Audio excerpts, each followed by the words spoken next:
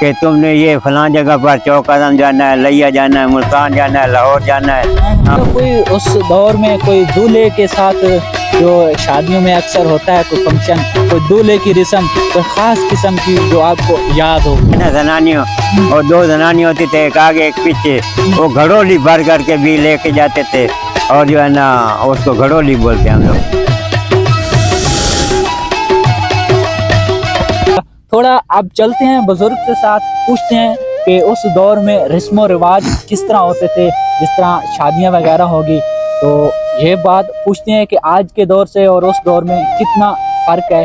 तो अच्छा जी, आप ये बताएं कि उस दौर में शादियां होती थी, वो उनका जो रस्म रिवाज होता था वो ज़रा बताएं, वो किस तरह शादियां करते थे, क्या रस्म रिवाज होते थे उस टाइम? जो है ना आज के दौर से मुख्तलिफ रस्म रिवाज था उस टाइम।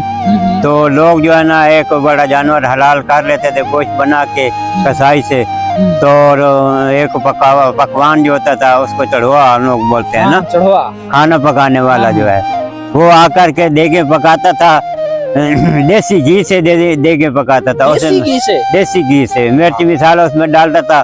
जब देगे तैयार हो जाती थी और एक चौकी नुमा पीढ़े पर वो बैठ जाता था देग के साथ, और उसके पास बहुत बड़ा चमचा होता था और एक छोटी सी देग होती है उसके पास, और जो उससे ऊपर तरी वाला घी जो होता है वो ऊपर से उतार करके उस देग में डाल लेता था, अपने साथ रख लेता था और सालन फिर तकसीम करता रहता था। और जो आदमी बोलता था यार थोड़ा तरी डाल दो, तो वो थोड़ा सा चमचे के साथ उसमें वो घी वाला तरी डाल देता था। तो ये रस्म रिवाज था। और उस टाइम जो है ना लोगों के घरों में जो है ना रोटी देने का रिवाज होता था, और वो बर्तन ले आते थे और उसमें रोटी और सालन और रोटी लेके जाते थे घरों के लिए भी। तो उस टाइम जो है ना ये मेहंदी वगैरह भी लगाते थे लोग। अच्छा। ढोल वगैरह बहुत ज्यादा बजता था, झूमर वगैरह होती थी उस टाइम। तो ये तो बहुत बड़ा फंक्शन होता था ढोल का, सबसे बड़ा ढोल का मतलब। हाँ। शादी जो होती थी वो उस दौर में कितने कितने दिनों तक चलती थी? एक शादी जो है ना तकरीबन शुरू से लेकर के आखिर तक 2 हफ्ते तकरीबन चल जाती थी, शुरू से लेकर के शादी वाला फंक्शन। जब से शादी का फंक्शन शुरू होने वाला था 1 हफ्ता पहले जो है ना उसके घरों में जनानियां इकट्ठी हो जाती थी, वो शेरे गाने यानी गालती थी, तो जिसको शेरा बोलते हैं हम लोग पंजाबी में। और वो गाने बजाती थी, थाल बजाती थी घरों में, और उनका ये माहौल था। वो 5, 6, 7, 8 दिन वो बजाती रहती थी और गाने गाती रहती थी घरों में। सही। तो जो शादी का दूसरा रिवाज ये है ना, आजकल तो मोबाइल पर और ये आजकल कार्ड का रिवाज है। उस टाइम जो है ना एक आदमी होता था, हजाम जो होता था, और उसको जो है ना वो रुके लिख करके कागज पर नाम लिख करके देते थे, और उसको किराया भी दे देते थे कि तुमने ये फलां जगह पर चौकदम जाना है, लिया जाना है, मुल्तान जाना है, लाहौर जाना है, हाँ फलां जगह पे हमारे रिश्तेदार है, उनको ये सारे पैगाम तुमने पैगाम देने हैं। शादी के फलां दिन शादी है, वो शादी से 15-20 दिन पहले वो जो है ना उसका कांटा जो है उसको कांटा बोलते हैं। अच्छा, कांटा बोलते थे। हाँ, ये तुम लोग पहुँचाना है लाजमी। वो एक आदमी जो है ना वो जाता था और 2-3 आदमी इकट्ठे हो जाते थे इधर उधर, एक कुम्हार को इकट्ठा कर लेते थे, वो पैगाम पहुंचाने के लिए चले जाते थे। सही। अच्छा, कोई उस दौर में कोई दूल्हे के साथ जो शादियों में अक्सर होता है कोई फंक्शन, कोई दूल्हे की रस्म, कोई खास किस्म की जो आपको याद हो? कोई दूल्हे को जब मेहंदी लगाते थे, मेहंदी लगा के वो रात को मेहंदी लगा लेते थे, सुबह जब उसको नलके पर ले आते थे नहाने के लिए ना, हैंड पंप होता था, तो हैंड पंप पे जब वो नहलाने के लिए ले आते थे, उधर वो जो है ना ढोली जो है ना ढोल बजाता था, जुम्मे भी मारते थे, सारे लोग इकट्ठे हो जाते थे, और फिर उसको जो है ना वेले देते थे, पैसे देते थे सर के ऊपर, उसके सर के ऊपर वो पैसे भी देते थे। और जब दूल्हा निहा लेता था, एक कुम्हार ले आता था गले के ढकना जो है उसको चूड़ी बोलते हैं हम लोग, वो रखते थे। जब ना दूल्हा कपड़े डाल करके खाड़े से बाहर निकलता था, उसको तोड़ता था दाएं पाँव से, उसको देखते थे भाई इसमें कितनी ताकत है, कमजोर है कि ताकतवर है, वो तो उसको ढकने को तोड़ता था।